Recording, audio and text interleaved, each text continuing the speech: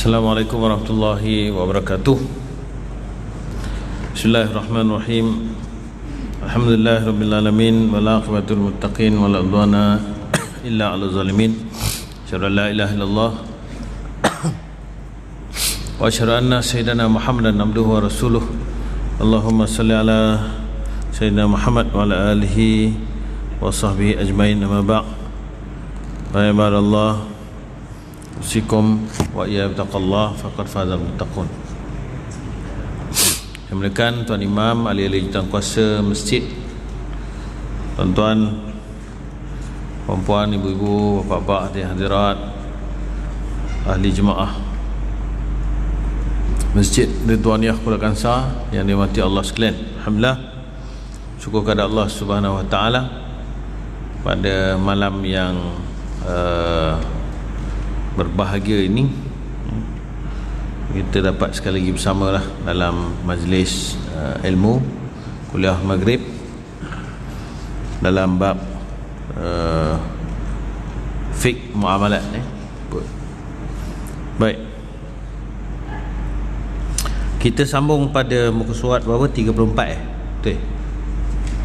Betul 34 dalam bab wakalah ya. Ya, terima kasih. Dalam bab wakalah ni kita masuk pada syarat-syarat dia lah. Wakalah ni penting sebab apa? Sebab dalam kehidupan kita seharian banyak kita menggunakan wakalah. Sama ada kita mewakilkan orang atau kita menerima wakil bagi pihak orang.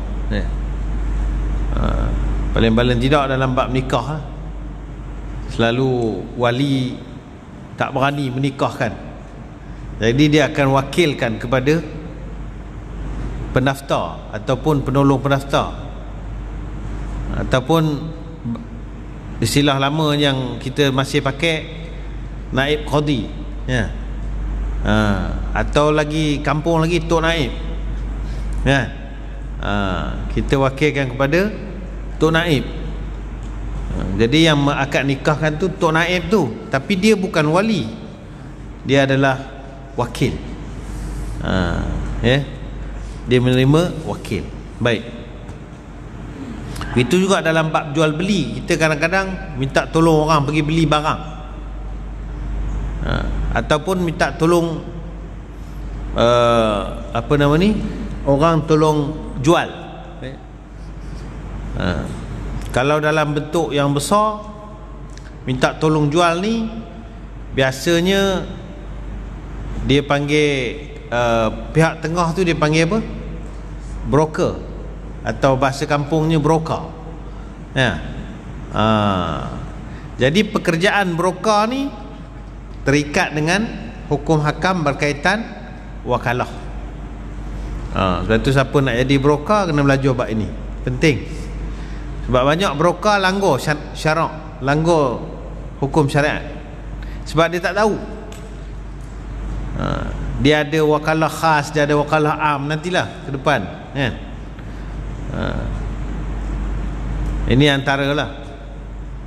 Kalau wakalah, kadang-kadang saham pun ada juga, kita pakai broker, kita beli saham, jual saham, tapi yang itu dia panggil remiser, tapi samalah konsep dia. Kalau juru cakap di mahkamah, kita panggil peguam. Kita panggil peguam. Ini sebenarnya peguam ni apa kerja dia? Kerja dia adalah mewakili kita untuk bercakap dalam mahkamah. Sebab apa? Sebab dia belajar bidang undang-undang, dia mahir bidang undang-undang, dia tahu hal-hal berkaitan dengan undang-undang. Jadi dia mewakilkan kita untuk membicarakan perkara-perkara berkaitan dengan undang-undang yang melibatkan undang-undang di mahkamah. Kalau kita pergi, mungkin kita betul Tapi oleh kerana kita tak pandai bercakap, tak tahu undang-undang, silap-silap kita kalah itu je. Sebab apa? Sebab kita tidak diwakili oleh orang yang mahir dalam bidang itu. Cuma sekarang ni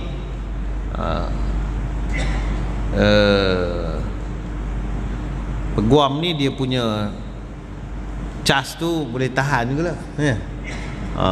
Kalau kes jenayah macam contohnya, ada sahabat saya kena tuduhan rasuah,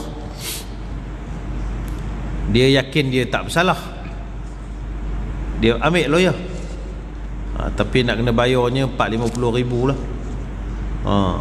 Dia punya ni, dia punya cas dia, tu wakil lah. Sebab dia tahu selok-belok undang-undang.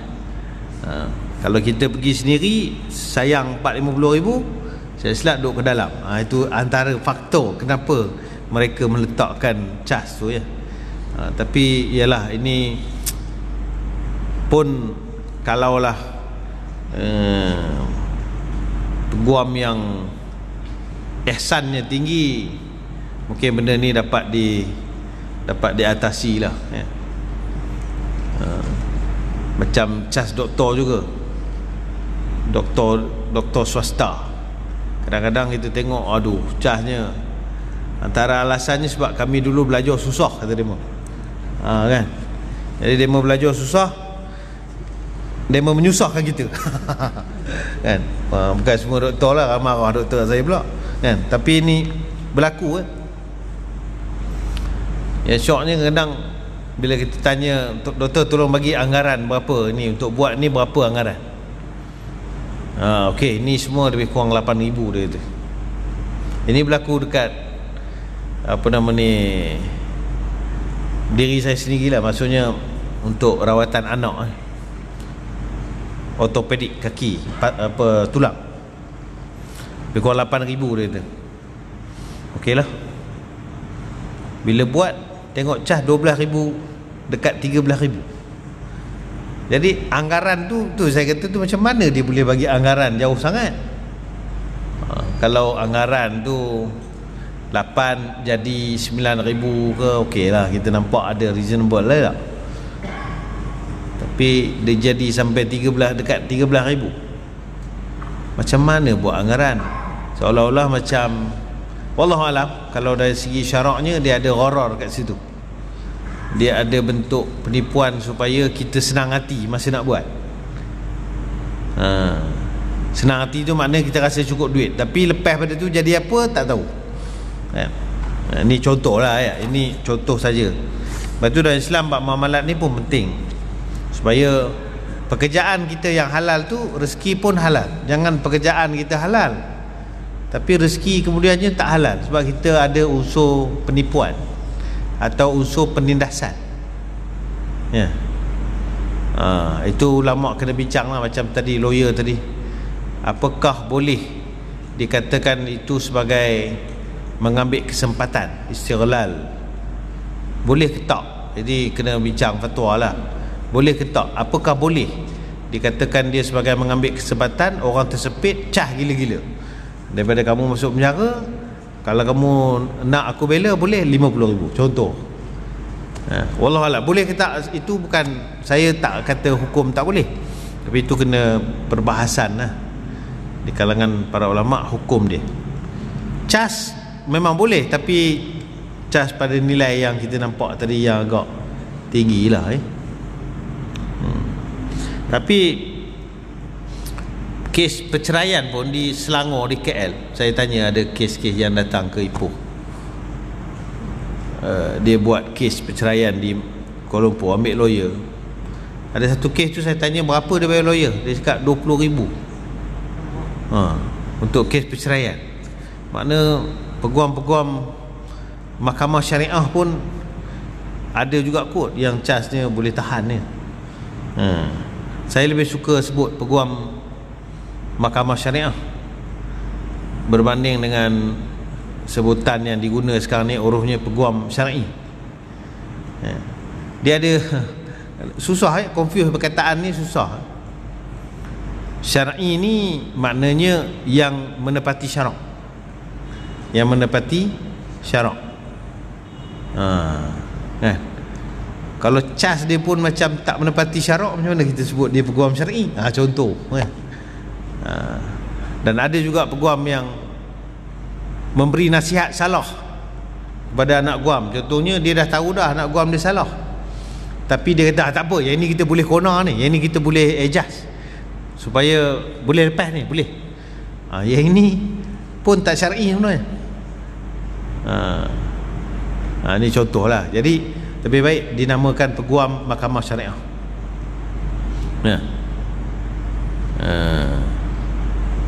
Begitu juga sebut hakim mahkamah syariah. Dan implikasi juga kalau kita guna syar'i ni, seolah-olah peguam yang dekat mahkamah sivil tu tak syar'i. Maknanya mereka seolah-olah tidak syar'i, mereka tidak syarak. Tak juga. Sebab mereka yang mewakili di mahkamah sivil pun, peguam-peguam yang mewakili di mahkamah sivil, dia ikut kaedah yang dibenarkan oleh Islam pun, insya-Allah dia pun syar'i juga. Maknanya dia membantu, dia sebagai wakil.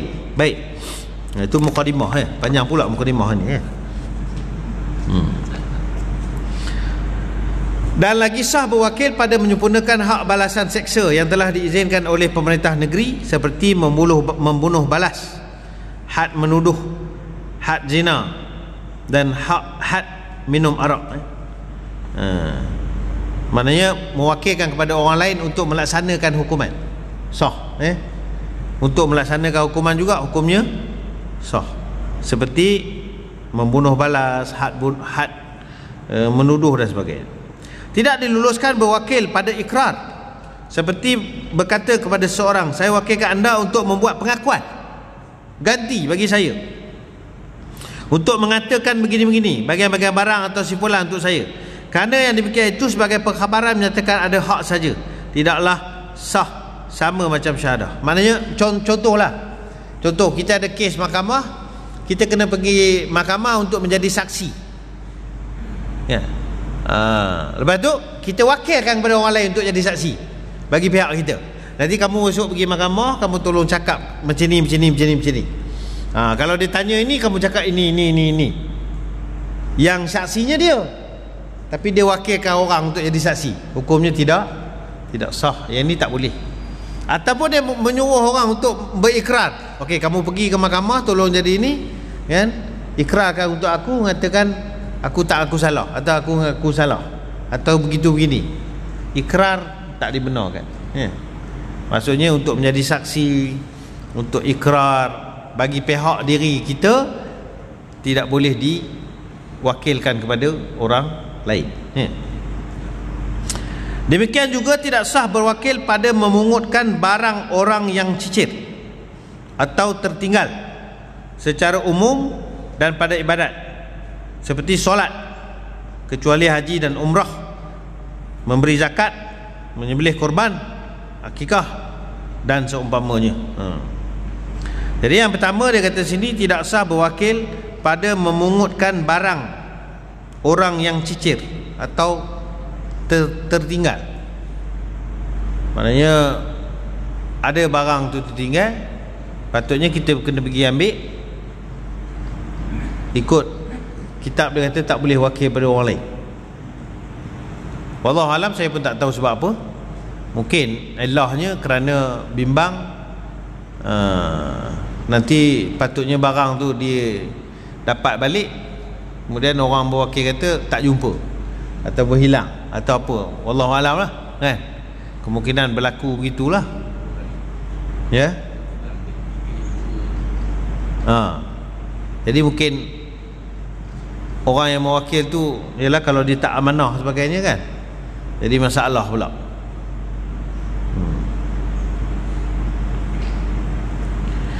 Dan pada ibadat juga asalnya tidak sah berwakil, disebut sinilah. Tapi saya lebih suka terbalikkan perkataan sah berwakil pada ibadat, melainkan yang dilarang. Sebagai contohnya, Boleh lah kita nak guna perkataan yang dia guna pun boleh. Tidak sah berwakil pada ibadat melainkan yang dibenarkan, kan? Boleh berlaku dua-dua, kan? Maka contoh dibenarkan, contoh tak dibenarkan wakil apa? Wakil semayang. Hari ni abang tak larat semayang, abang wakilkan sayang tolong semayang. Ataupun kita bayar, bayar upah orang untuk semayang bagi pihak kita, boleh. Kita banyak duit, malas semayang, upah orang semua. Nanti Tok Imam lepas semayang kang masuk dalam bilik, semayang lagi sekali untuk saya, kan? Setiap hari saya bayar Tok Imam 50, kan? Kalau ada boleh kau itu, kaya Pak Imam ni. Mau sehari satu waktu dia semayang 5 waktu. Kan? Bukan Pak Imam sini lah, Pak Imam tempat lain. Mana kalau 5 orang, 4 orang duk wakil dia, banyak duit. Orang malas semayang ni ramai. Banyak, tu yang kita bimbang juga. Kita bimbang bila berlaku Covid ni, SOP banyak-banyak ni. Ini peluang orang tak nak semayang ni, atau peluang orang yang malas ke masjid, tak payah datang masjid. Sehingga ada alasan orang, aku bukan apa, banyak sangat SOP, aku malas nak pergi masjid, main Jumaat pun tak datang. Alasan banyak SOP. Ini contoh lah, kan? Dalam keadaan biasa pun dia susah nak datang, ada kepayahan sikit lagi tak datang. Sebab tu ada orang buat kajian di hospital, 90% orang di hospital tak semayang. Sebab apa? Sebahagiannya semayang ketika biasa, tapi bila dalam hospital, bila susah, ada balut, ada itu, ada ini, pakai dak. Ini contoh lah, kan? Antara isu yang berlaku sekarang lah. Jadi kalau boleh dibayar semayang, jawabnya ramai orang bayar. Begitu juga tidak boleh dibayar, tidak boleh diwakilkan puasa, puasa pun tak boleh wakil. Tapi banyak lagi ibadat lain boleh wakil. Macam haji boleh wakil. Kalau orang tak mampu, dah tak boleh pergi, contohnya dia kena dialisis, tak boleh pergi haji, boleh wakil haji, dia panggil badal haji, ganti. Cuma jadi isu lah itu ni, bila adalah orang yang mengambil bayaran 1,600, 2,000, 1,800 untuk badal haji ni. Ada yang mengatakan dia macam tak berapa cukup,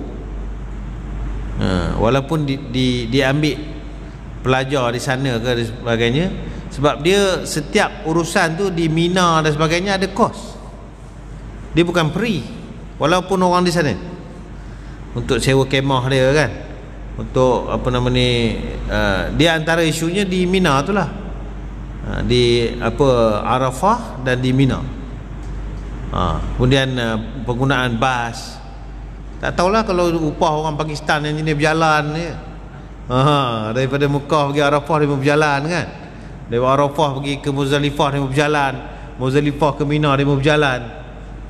Tak tahulah. Kalau kita naik bas lah, kan. Kemudian upah apa lagi? Upah pula, wakil untuk orang bayar zakat. Boleh, tolong bayarkan zakat untuk saya, bayar sekian duit, begitu juga wakil untuk apa? Sembelih korban, kalau kan kita wakilkan orang, kan, untuk sembelih, kan. Hukum asalnya kita yang masuk korban, kita yang sembelih.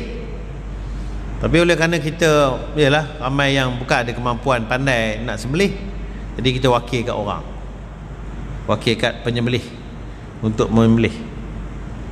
Begitu juga akikah dan seumpamanya. Jadi bukan semua ibadat tidak boleh wakil, ada ibadat yang boleh diwakilkan. Baik. Tidak juga sah berwakil pada syahadah, persaksian. Ini saya sebut dah tadi. Pada ilak, ilak ni sumpah tidak bersama dengan isteri selama 4 bulan. bersumpah. Ya. Ini semua dibuat zaman jahiliah dulu lah. Uruh orang Melayu tak ada buat benda ni. Tak ada. Li'an ni maknanya sumpah laknat. Sumpah menuduh pasangannya berzina. Ataupun dia menafikan nasab dengan sumpah. Li'an. Tak boleh wakil kat orang. Kamu boleh tak tolong aku wakilkan kamu, tolong li'an isteri aku. Kan, contoh. Tak boleh. Maknanya dia kena buat sendiri. Dia kena buat sendiri. Orang yang menjawab li'an pun dia tak boleh wakil kat orang, dia kena jawab sendiri juga. Kena ada pengakuan. Jadi bab pengakuan ni memang kena sendiri. Kalau ingatlah, li'an ni maknanya contohlah seorang suami menuduh isterinya berzina tanpa 4 orang saksi. Kerana suami dia ada special case, dia tidak disyaratkan 4 saksi, boleh diganti dengan 4 kali sumpah. 4 kali sumpah itu dipanggil li'an. Dan yang kelima, dia akan menyebut bahawa jika dia berbohong, Allah akan melaknat dia. Maka apa implikasi dia? Li'an ni implikasi dia, sajalah saya dah sebut perkataan ni, saya sebut terus lah. Implikasi dia adalah dia farak abadan abada. Dia maknanya cerai dia, berlaku cerai dia, maknanya mereka ni dipisahkan selama-lamanya. Dia tidak boleh sama sekali untuk merujuk nikah semula, ataupun hatta berlaku pernikahan kemudian nikah balik, tak boleh. Ini adalah talak bain kubra yang paling tinggi. Mana langsung tak boleh. Itu implikasi dia lah. Sama juga jika dia menafi nasab. Menafi nasab ni samalah, maknanya dia menuduh isteri berzina lah, kemudian dia menafikan nasab itu. Zaman sekarang ni boleh cuba guna kaedah cek DNA dululah, kan? Sebelum bersumpah. Nanti kalau dah tersilap, payah. Dah ada DNA, cek dulu DNA, tengok betul ke tidak. Dan isteri boleh menjawab. Isteri juga boleh bersumpah. Jika isteri bersumpah dengan sumpah yang sama, maka kalaulah dilaksanakan hukum had, hukum hudud, maka kedua-duanya tidak dilaksanakan apa-apa hukuman, kerana adanya syubhat. Tak tahu siapa yang bersalah. Idra'ul hudud bisyubhat, tinggalkan hudud dengan adanya syubhah. Tetapi dari segi farak nikah tadi, kena farak juga. Dia pisah juga. Cuma mereka tidak dihukum. Baik, begitu juga dengan bersumpah tidak boleh wakil. Zihar. Zihar ni menyamakan anggota isteri dengan wanita yang haram dikahwini oleh suami. Ini juga dibuat oleh zaman jahiliah lah. Tujuan mereka tujuan cerai, tapi dia nak sebut cerai itu aib. Jadi dia gunakan kaedah zihar ni supaya jadi cerai. Sebab dia akan menjadi haram kepada lelaki itu. Bila dia zihar je seorang perempuan, dia jadi haram.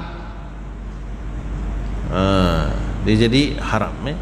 Dia kena bayar kafarah. Kafarahnya mereka hamba puasa 2 bulan berturut-turut, ataupun beri makan 60 orang miskin. Dia tak sama macam kafarah sumpah. Sumpah dia kena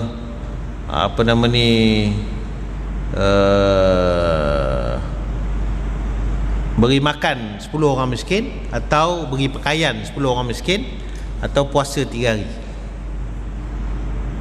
Itu kafarah sumpah. Begitu juga nazar dan ta'liq talak. Ta'liq talak,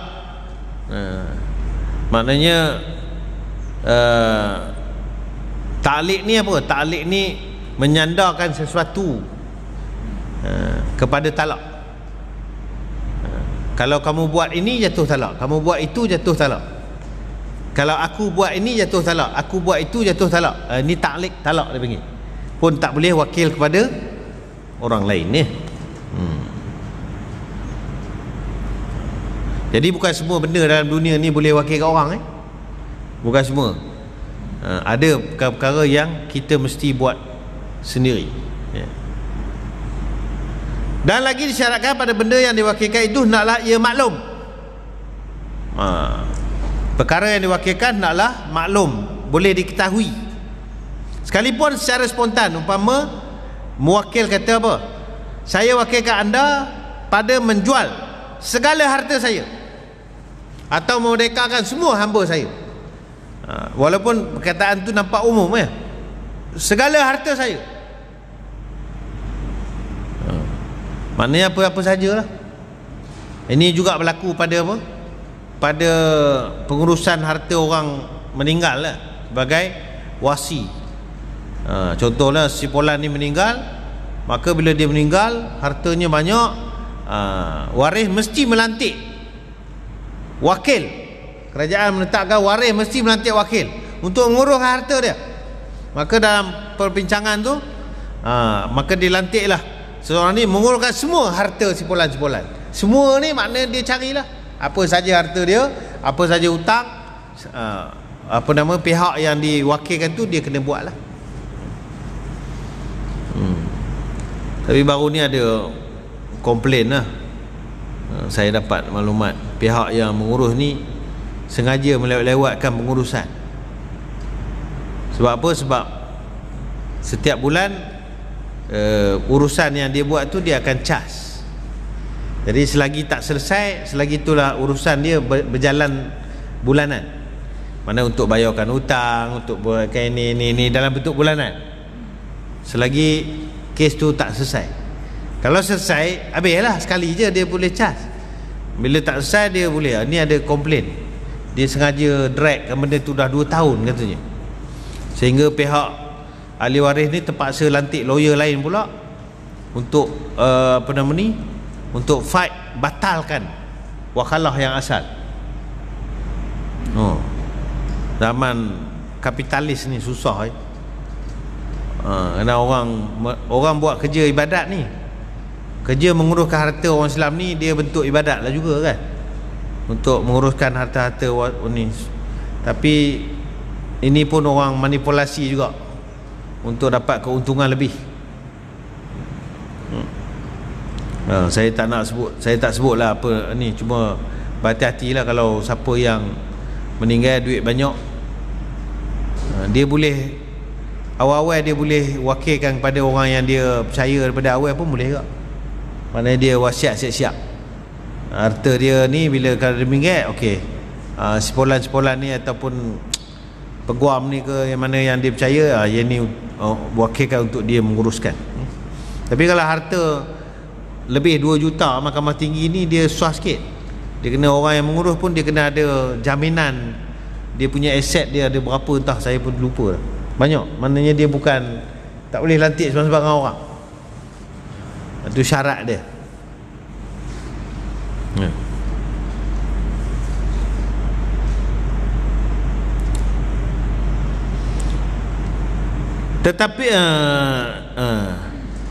Tetapi tidak sah wakalah kalau dikata saya wakilkan anda pada semua kerja saya, atau membelikan tiap-tiap perkara yang sedikit atau tiap-tiap banyak. Ini benda yang tak pasti. Semua kerja saya tu apa kan? Susah susah nak kan kerja, semua kerja. Wajib dinyatakan jenis benda yang diwakilkan. Seperti beli kereta, hendaklah diterangkan kereta buatan Jerman ke, buatan Jepun ke kan? Itu kalau umum kan. Kamu belilah apa-apa kereta untuk aku, syaratnya made in Germany, Jerman punya. Jadi dia kena carilah Jerman kan, Volkswagen ke, apa lagi Jerman buat, Mercedes ya. Ada lagi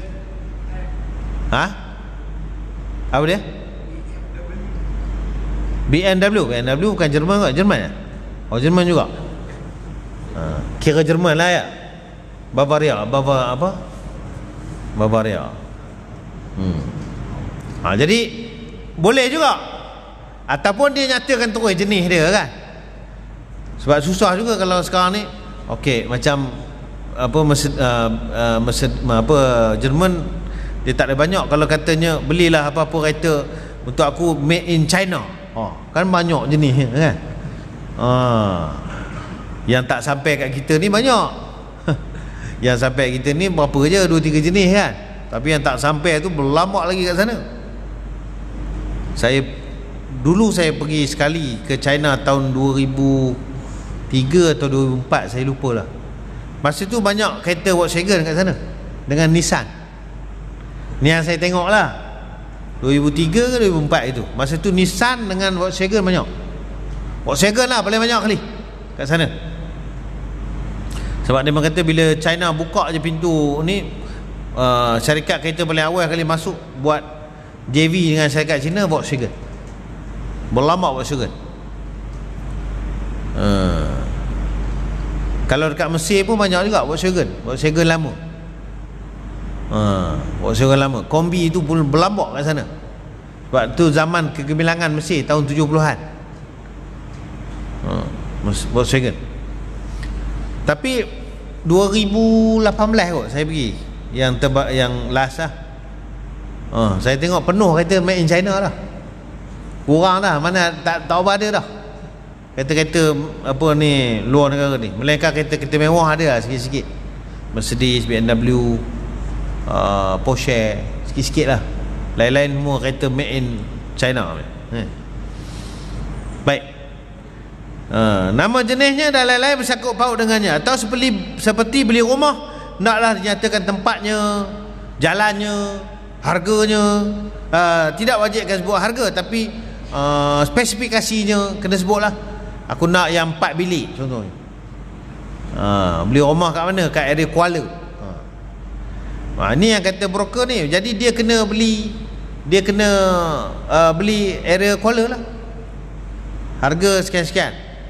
Tapi tu yang kata tadi, yang saya kata broker yang tidak syar'i itu, contohlah, kawan ni oleh kerana dia tak apa tahu, dia orang Kuala Lumpur, dia kata tolong cari rumah banglo 4 bilik di Kuala, harga dalam 500,000.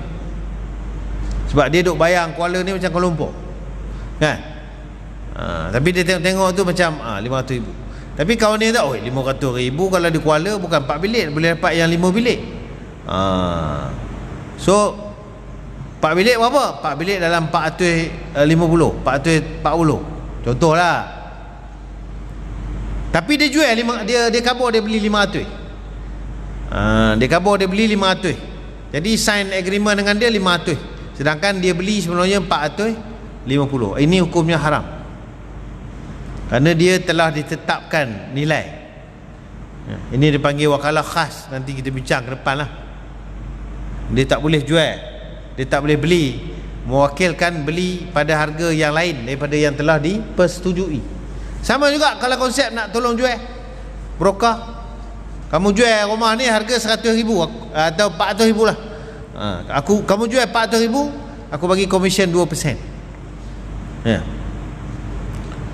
Maknanya dia dapat komisen 8,000 lah kalau dia jual. Tapi macam mana dia buat? Dia cari buyer, dia jual 420,000 diam-diam, tanpa memberitahu kepada penjual atau pemilik. Maka dia jual 420,000, dia ambil 20,000 tu plus 8,000 komisen. Dia kata, yalah tuan rumah cakap dia suruh jual 400, aku dapat jual 420, aku punya lah. Sebenarnya 20,000 tu bukan aku punya. Hukumnya haram kalau dia ambil, melainkan dengan dia memberitahu kepada pemilik dan pemilik izinkan. Lain kalau pemilik tu dia wakilkan secara secara umum.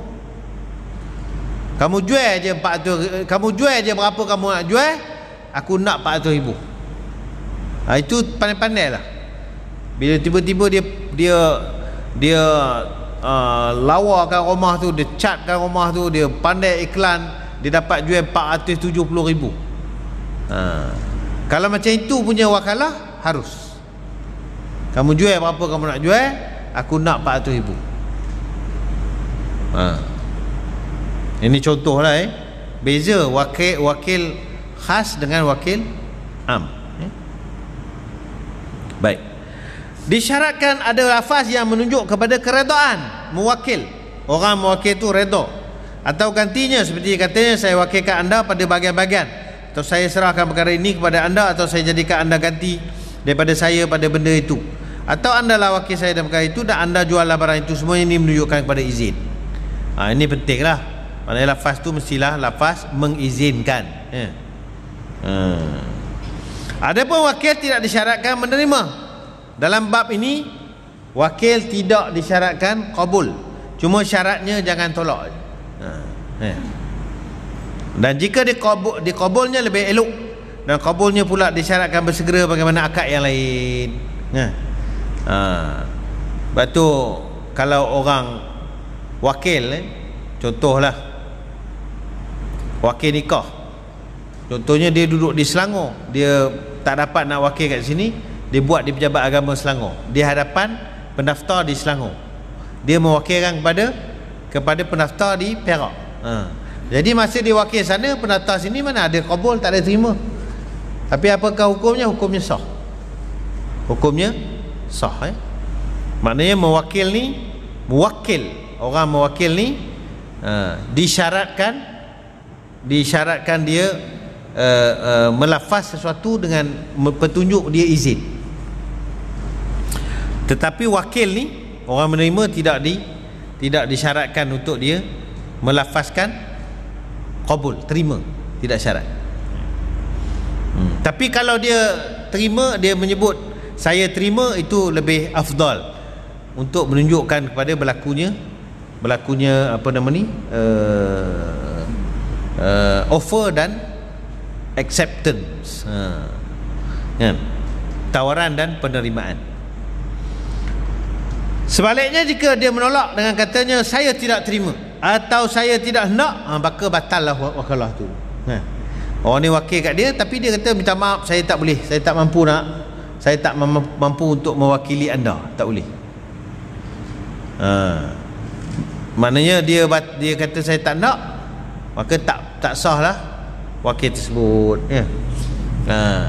Maknanya di sini syarat dia, syarat sah dia jika dia diam. Dalam bab ni laku as-sukun alamatur ridha. Diam itu tanda setuju, diam itu terpakai. Pun sama juga kaedah ni bukan boleh pakai untuk semua.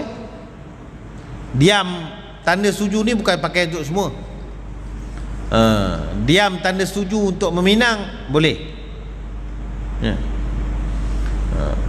tapi diam tanda setuju untuk apa nama ni, jual beli, tak boleh. Akad jual beli tak boleh, dia mesti ada ijab dan qabul. Diam tanda setuju untuk hibah, beri hibah, tak boleh, tidak harus juga. Hibah dia mesti ada qabul.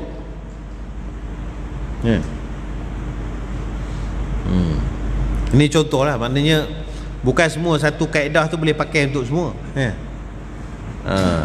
Diam tanda setuju ni boleh pakai untuk sebahagian tempat.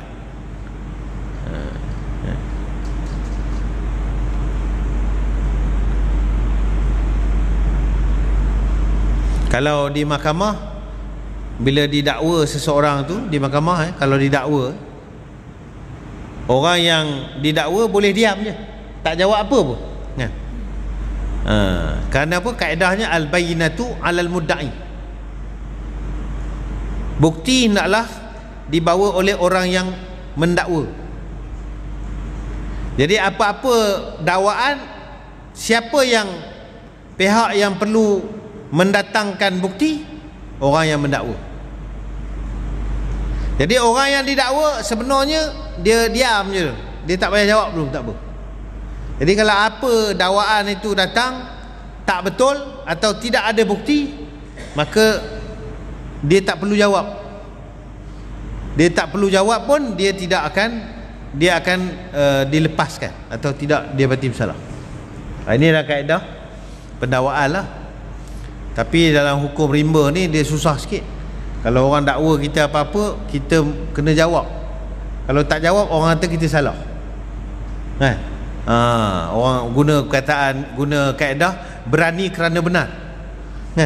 Perkataan tu betul, tapi tempatnya tak kena. Sepatutnya orang kena dakwa ni, selagi kamu tak buktikan, selagi tu dia tak perlu jawab apa-apa. Al-bayyinatu 'alal mudda'i. Itu kaedah dia. Bila hakim mendapati ada keterangan tapi tak cukup bukti, maka hakim akan minta sumpah kepada orang yang didakwa. Wal yaminu 'ala man ankara. Datangkan sumpah. Benda tu bila ada keraguan, bila orang yang membuktikan tu, orang yang mendakwa tu ada keraguan di situ, ini bagi kes-kes bukan had lah, bukan hudud. Kalau hudud keraguan je tolak terus. Ni kes-kes tuntutan dan sebagainya, ada keraguan, wal yaminu 'ala ma ankara.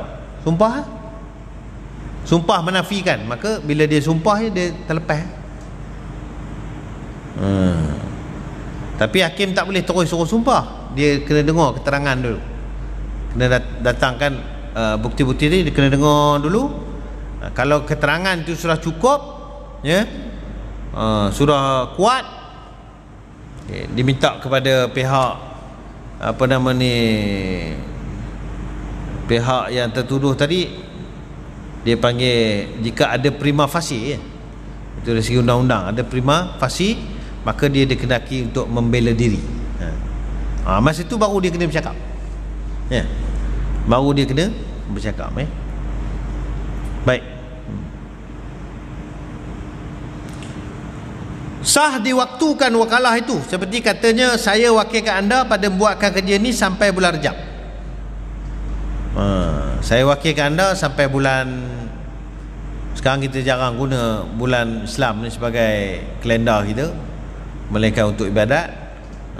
So bulan Januari sampai bulan Februari kita, contoh. Dan sah ditaklikkan kuasanya dengan masa, seperti katanya, saya wakilkan anda sekarang pada menjualkan barang bagian-bagian dalam bulan Rejab. Maknanya bulan Jamadil Awal, Jamadil Akhir, Rejab. Maknanya bulan Rejab esok baru jual. Atau saya wakilkan anda untuk jual benda bulan Ramadan akan datang. Bulan Ramadan baru boleh jual. Jual baju raya contoh. Tak tahulah tahun ni boleh raya ke tidak. Tahun lepas kita raya di rumah ya. Wallahu alam.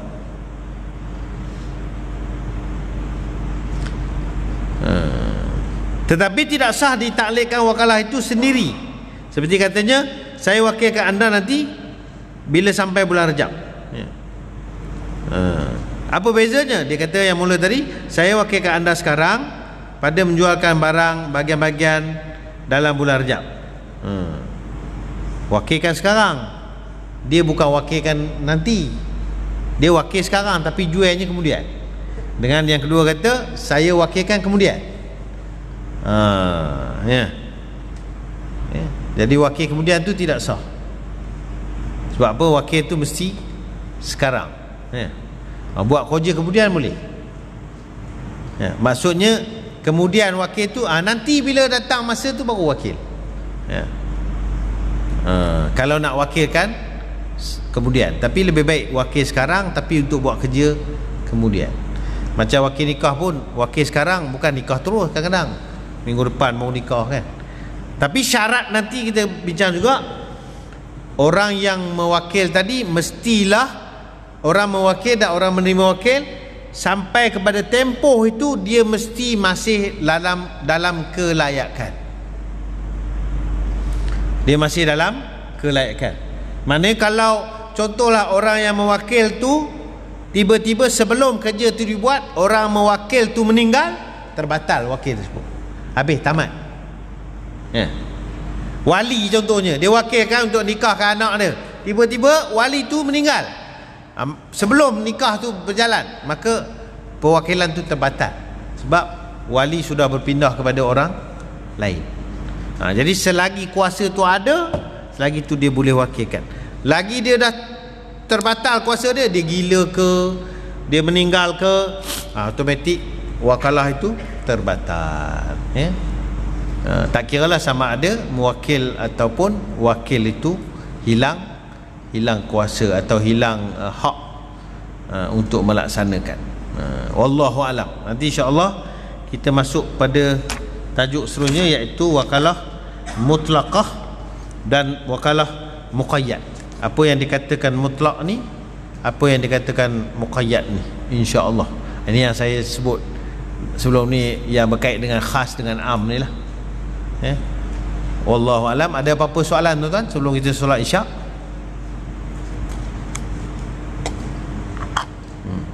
Bismillah.